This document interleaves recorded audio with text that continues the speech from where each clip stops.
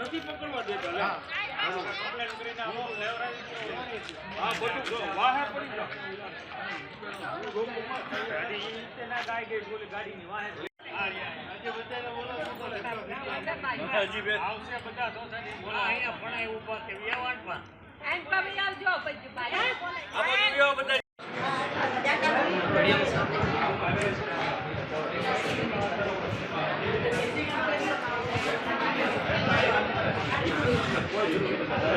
Bunda bana ke bunda mari.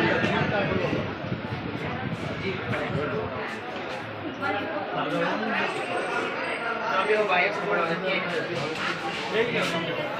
Lalu alih le. Yang berbuat sesuai.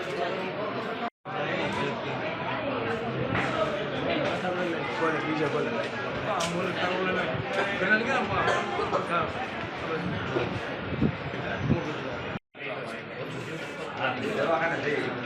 માં શું બનાવ બન્યો હતો શું બનાવ બન્યો હતો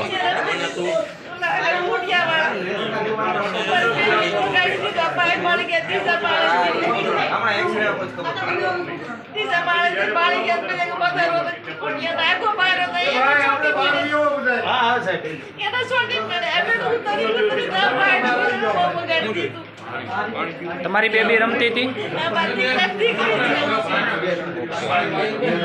તંત્રને શું કહેવા માંગો છો તંત્રને શું કહેવા માંગો છો તંત્રને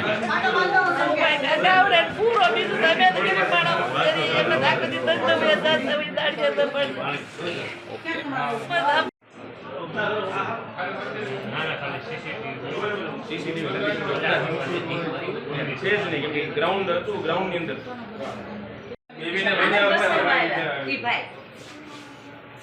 मैं गटली बार बालकनी में खड़ी पड़े सोची थी छोड़ी ने को तो रमस ने क्या रमस पर अजी अंदर क्या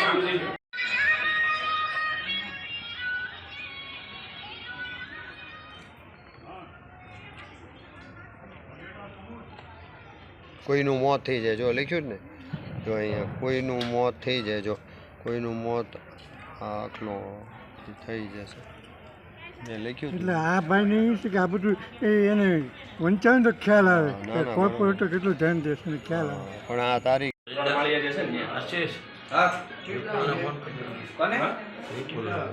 કલાક પહેલા સવા 5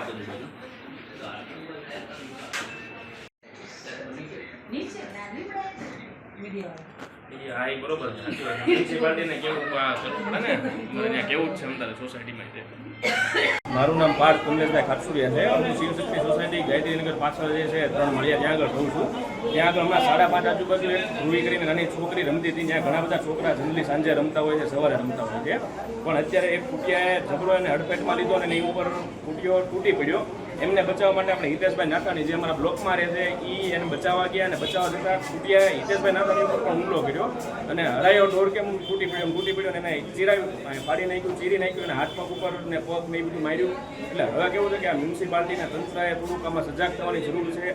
આની પહેલાં ઘણી વખત કમ્પ્લેન આપણે કરેલી છે.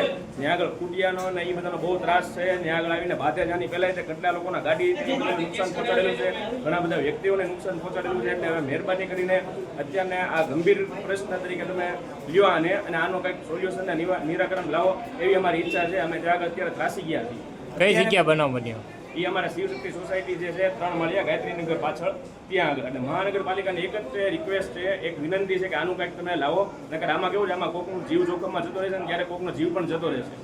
હાલમાં કેટલા લોકોને ઈજા થઈ છે? હાલમાં અત્યારે 2 લોકોને ઈજા થઈ, જેમાં એક બેબી નાની હતી ધ્રુવી કરીને, એને બચાવવા જતા હિતેશભાઈને તો આખું કેવું છે કે એનો કુટિયો એની ઉપર તૂટી જ પડ્યો છે. ત્યાંની સીસીટીવી કેવું કાંઈ છે નહીં મારી પાસે. જો હોત તો હું તમને બતાવતો, તમને લોકોને એમ થાત કે ભાઈ આ કઈ રીતનું આનું આવું થયું એમ.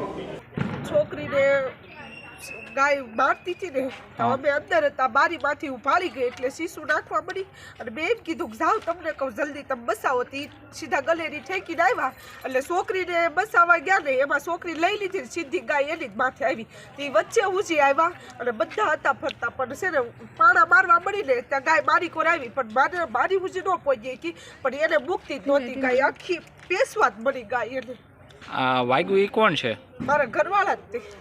આ બનાવમાં આ વિસ્તારમાં અવારનવાર આવો ગાયોનો એનો ત્રાસ રહે છે. હા બહુ જ છે.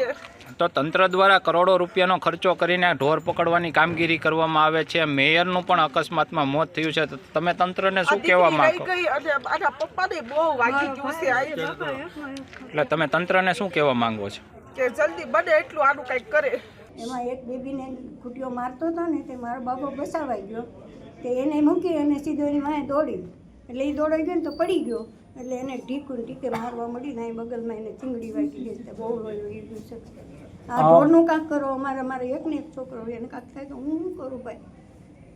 મહાનગરપાલિકા દ્વારા કરોડો રૂપિયાનો ખર્ચો કરીને ઢોર પકડવાની કામગીરી કરવામાં આવે છે. અમારા બ્લોકમાં સેવા તો ક્યાંય નહીં હોય એટલું અમારા બ્લોકમાં ગાવડું ઢોર બેસે છે ભાઈ.